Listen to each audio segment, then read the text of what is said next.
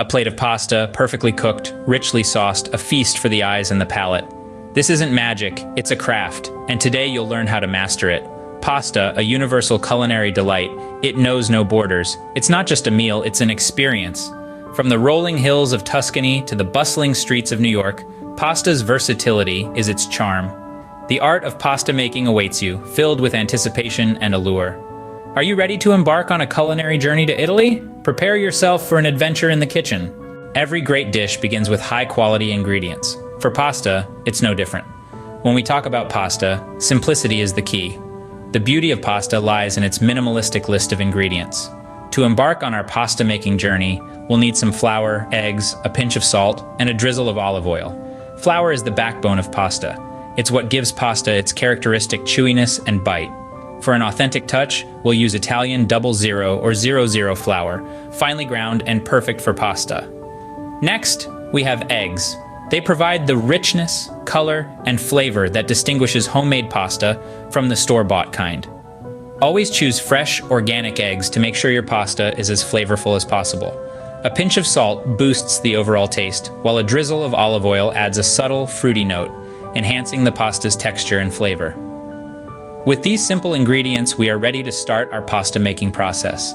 Now, onto the heart of pasta making, mixing and kneading, where our ingredients transform into a silky dough. It's a simple blend of flour and eggs, but this is where the magic happens.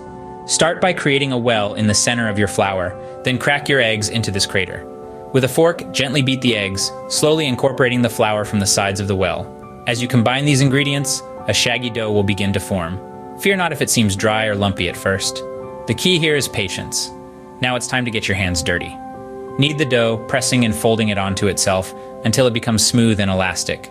This tactile process is not just about mixing, it's about feeling the dough, understanding its texture and consistency. When your dough has the suppleness of a well-kneaded Play-Doh, you know you're on the right track. With a perfect dough ready, we move on to the next step, shaping our pasta. Shaping the pasta is where the fun begins. It's time to unleash your creativity. After all the kneading, we now have a beautifully smooth pasta dough. To transform this dough into delectable pasta shapes, we first need to create a uniformly thin sheet.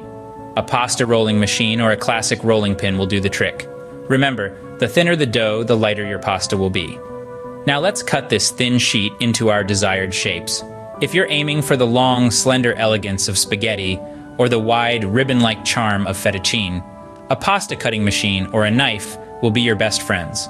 Simply feed the dough through the machine, or, if you are using a knife, roll the sheet into a log and cut thin or wide strips according to your preference. But what if you're after something a bit more whimsical?